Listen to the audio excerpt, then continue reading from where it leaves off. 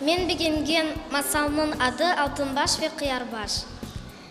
Мен о масалны бегенем, чүнкі о масалда екі қыз ақында анатыла ве Алтын баш қыз, яқшы қыз олғанын үшін мен бегендім о масалны. Benim sevimli kitap bu Қашқыр ве Түлкі. Çünkü o pek meraklı hikaye. Мен sevimli kitabı bu Geceniz Dülber. Çünkü bu kitabı meraklı ve merhametli. Benim en sevimli kitabım bu Deniz Persahında. Bu pek cesur kız, pek merhametli, Dülber yaxşı kız. Men pek beğendim bu masalını. Ve men de halkı seyircilerini pek sevim okumağı.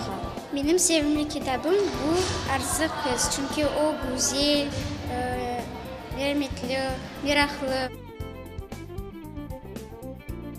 Kırım Tatar tilinde benim bir sevimli eserim var.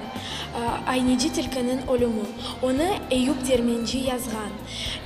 Süjet boyunca Tilki hepsi dostlarını aşağı. Son avcı onu öldürüyor. На данный момент детские сказки и стихи. Мне нравится в основном классика, Толстой.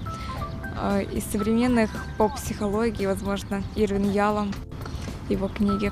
«Война и мир». Ну, мне нравятся вообще всякие исторические книги, мне нравятся исторические события.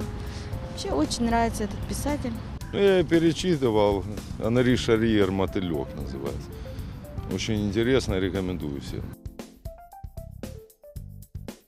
Мы читаем Чайковского, Агния Барто, детские сказки, вот такое вот. Вот что мы читаем, что мы любим.